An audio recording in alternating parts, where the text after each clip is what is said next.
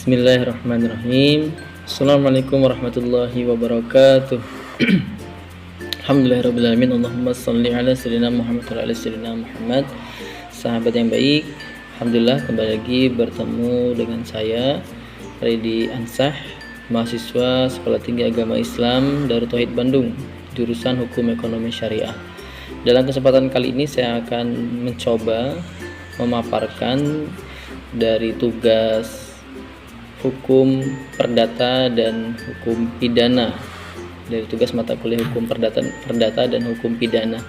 Insya Allah dalam kesempatan kali ini satu kasus yang saya coba ceritakan dan sama-sama kita pelajari, guru yang dipolisikan karena memukul muridnya. Kasus guru dipolisikan karena pukul muridnya merupakan isu yang sensitif dan seringkali menjadi perdebatan dalam beberapa kasus. Guru yang dituduh melakukan kekerasan terhadap murid dilaporkan dan diproses hukum, namun ada juga kasus di mana guru yang melakukan tindakan pendisiplinan terhadap muridnya tidak dianggap sebagai tindakan pidana, terutama jika tindakan tersebut dianggap sebagai bagian dari proses pendidikan dan bukan kekerasan yang melanggar hukum. Berikut adalah beberapa aspek yang perlu diperhatikan terkait kasus guru yang dipolisikan karena pukul muridnya. Yang pertama, aspek tindak pidana kekerasan. Jika guru melakukan kekerasan fisik yang menyebabkan luka pada murid, maka tindakan tersebut dapat dianggap sebagai tindakan pidana dan dapat diproses hukum. Aspek yang kedua, dari kekerasan dalam proses pendidikan, tindakan guru yang bersifat pendisiplinan seperti pukulan ringan kemudian tidak selalu dianggap sebagai tindakan pidana jika tindakan tersebut dilakukan dalam rangka menjaga kedisiplinan murid dan bukan sebagai bentuk kekerasan melanggar hukum. Maka ini tidak dapat dikatakan sebagai hukum pidana, tapi guru tersebut sedang mendisiplinkan muridnya. Kemudian aspek jurisprudensi Mahkamah Agung, Mahkamah Agung atau MA memiliki jurisprudensi yang menyatakan bahwa guru tidak dapat dipidana jika melakukan tindakan pendisiplinan terhadap muridnya, asalkan tindakan tersebut tidak melanggar ketentuan hukum dan tidak bersifat kekerasan. Kemudian aspek berikutnya, langkah-langkah mediasi dan penanganan kasus. Dalam kasus kekerasan terhadap murid, langkah mediasi dan penanganan kasus oleh pihak sekolah, dinas pendidikan atau pihak kepolisian perlu dilakukan untuk mencari solusi terbaik. Contohnya kasus Supriyani, Kasus Supriyani seorang guru honor di Konawe Selatan, Sulawesi Tenggara yang dituduh memukul muridnya dan dilaporkan oleh orang tua murid adalah salah satu contoh kasus guru dipolisikan karena pukul murid. Kasus ini menarik perhatian karena dituduh sebagai kasus kriminalisasi guru, meskipun guru tersebut juga mengaku dimintai uang damai. Kasus guru dipolisikan karena pukul muridnya adalah isu yang kompleks dan memerlukan penanganan yang hati-hati. Penting untuk mempertimbangkan konteks dan tujuan dari tindakan guru serta memastikan bahwa tindakan tersebut tidak melanggar hukum dan tidak bersifat kekerasan. Adalah kasus Supriyani, guru honor Konawe Selatan yang dipenjara akibat dugaan penganiayaan siswa. Jadi beliau ini adalah guru honorer di SD Negeri 4 Baito, Konawe Selatan. Beliau bernama Supriyani, sempat dipolisikan oleh orang tua murid yang merupakan anggota kepolisian karena dituduh penganiayaan. Kasus ini bahkan menarik perhatian publik dan akademisi. Dalam kasus ini, guru tersebut dituduh memukul anak polisi dan bahkan ada permintaan uang damai sebesar 50 juta rupiah. Elaborasi kasus Supriyani, guru honor di Konawe Selatan, Sulawesi Tenggara. Supriyani dipolisikan oleh orang tua murid karena dituduh memukul anak polisi. Kasus ini menarik perhatian publik dan akademisi, bahkan diangkat di media mainstream.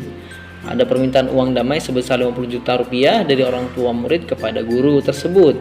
Pihak kepolisian dan kejaksaan kemudian menanggapi kasus ini termasuk langkah mediasi, namun belum ada titik temu.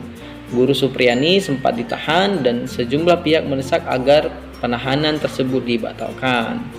Kemudian aspek hukum, Jurisprudensi Mahkamah Agung MA menyatakan bahwa guru tidak bisa dipidana saat menjalankan profesi dan melakukan tindakan pendisiplinan terhadap muridnya. Pasal 54 Undang-Undang 35 tahun 2014 membahas sanksi bagi pendidik yang melakukan kekerasan pada murid. Keterangan lain, orang tua murid melaporkan luka pada anaknya yang menurut mereka terjadi akibat dipukul guru. Padahal sebelumnya anak tersebut mengatakan luka itu akibat jatuh saat bermain. Beberapa pihak mendesak agar kasus ini tidak dipaksakan dan kepolisian tidak sewenang-wenang. Guru Supriani juga menyatakan bahwa ia diminta untuk tidak mengajar sebagai syarat damai. Kemudian lika-liku kasus Guru Supriani berakhir vonis bebas ya. Majelis Hakim Pengadilan Negeri Andolo pada Senin memutuskan untuk membebaskan Supriani, seorang guru honorer SD Negeri 4 Baito, Kabupaten Konawe Selatan.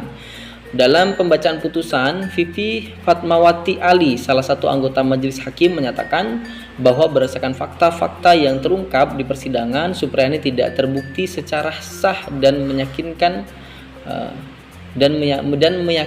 melakukan tindakan pidana sesuai dengan dakwahan alternatif pertama maupun kedua yang diajukan jaksa penuntut umum. Maka Majelis Hakim sependapat dengan nota pembelaan terdakwa.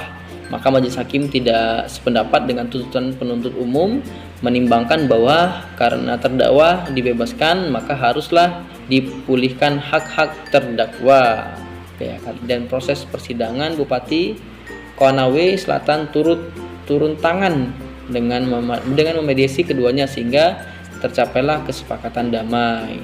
Namun Supriani yang telah bertahun-tahun mengabdi sebagai guru honorer di Kabupaten Konawe Selatan memutuskan untuk mencabut kesepakatan damai tersebut melalui surat yang dikeluarkannya pada 6 November 2024. Kepala SD Negeri 4 Baito, Sana Ali, mengakui bahwa ia tidak mengetahui secara rinci kronologi kasus yang melibatkan Supriani dan muridnya. Namun, ia membenarkan bahwa pada Rabu 24 April 2024, Supriani memberikan hukuman kepada salah satu siswa yang saat itu masih duduk di kelas 1 dan kini sudah naik ke kelas 2. Informasi awal yang kami dapat, anak itu jatuh di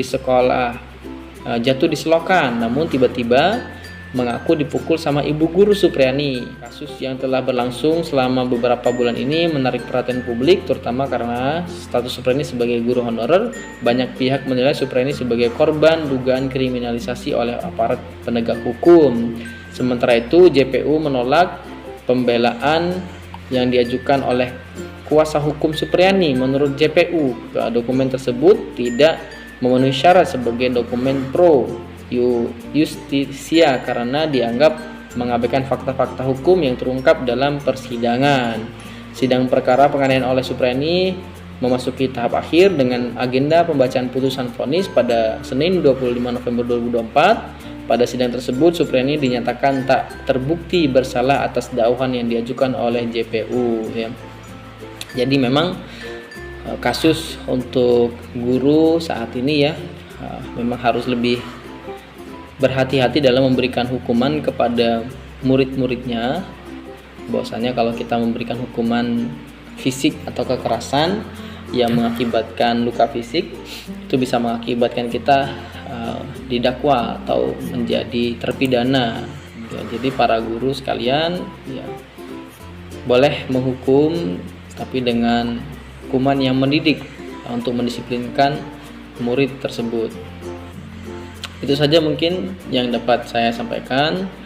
Mudah-mudahan kita bisa mengambil hikmah dan ibroh ya dari pelajaran kasus yang tadi sama-sama kita dengar dan kita pelajari.